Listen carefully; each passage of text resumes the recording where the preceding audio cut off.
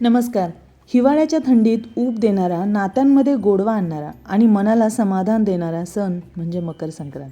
आज मी तुमच्यासाठी बनवत आहे संक्रांतीची खास ओळख, तिळाची वडी. संक्रांत म्हणजे फक्त सण नाही, तो आहे परिवर्तनाचा दिवस. सूर्य उत्तरायणाला जातो, अंधाराकडून प्रकाशाकडे, आणि आपणही कटू शब्द विसरून म्हणतो, तिळगुळ घ्या, गोड बोला. तीळ शरीराला ऊब देतात आणि गूळ नात्यांमध्ये गोडवा भरतो. आज मी अगदी घरच्या पद्धतीने कमी साहित्य वापरून मऊ आणि चविष्ट तिळाची वडी कशी बनवायची दाखवणार आहे. चला तर मग सुरुवात करूयात. इथे सर्वात आधी मी तीळ घेतलेले आहेत 125 ग्राम, आणि हे आपल्याला मंद गॅसवरती भाजून घ्यायचे आहेत. छान तीळ भाजून घेतल्यानंतर आपल्याला हे जाडसर वाटून घ्यायचं.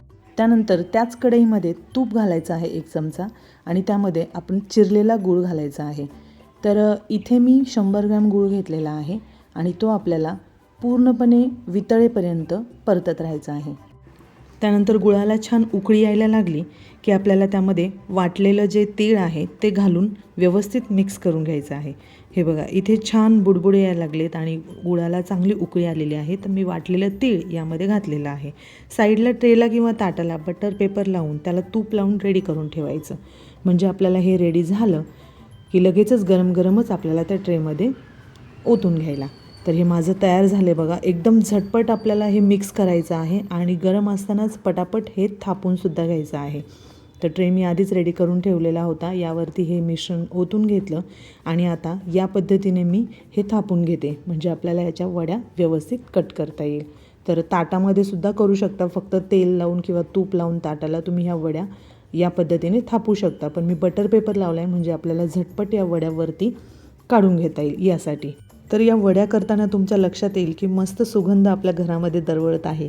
तीळ फक्त चवीसाठी नाही आहे, तर ते हिवाळ्यात आपल्या शरीराला ऊब देतात, ते ताकद वाढवतात आणि आरोग्यसुद्धा जपतात. म्हणूनच तर संक्रांतीला तिळाचं खास महत्त्व आहे. तर बघा, मी हे गरम गरमच असताना याच्या चिरा देऊन घेतलेल्या आहेत, म्हणजे मग आपल्याला हे थंड झाल्यावरती याच्या व्यवस्थित वड्या काढता येईल. तर या पद्धतीने मी हे बाहेर काढून घेते. जवळजवळ अर्धा तास मी बाजूला ठेवून दिलं होतं. थंड झाल्यानंतर आता मी हे बाहेर काढून घेते, जेणेकरून आपल्याला ह्याच्या वड्या पाडता येईल. तर अतिशय सोपी पद्धत आहे. एकदम सॉफ्ट मऊ अशा ह्या वड्या बनतात आपल्या, आणि या संक्रांतीला नक्कीच ह्या वड्या ट्राय करून बघा. तर नक्कीच या संक्रांतीला फक्त वडीच नाही तर मनातला गोडवा पण वाढवूयात. तुम्हा सगळ्यांना मकर संक्रांतीच्या मनापासून शुभेच्छा. व्हिडिओ आवडला असेल तर लाईक करा, शेअर करा, आणि चॅनलला नवीन असाल तर सबस्क्राईब नक्की करा. पुन्हा भेटूयात नवीन व्हिडिओमध्ये. तोपर्यंत नमस्कार.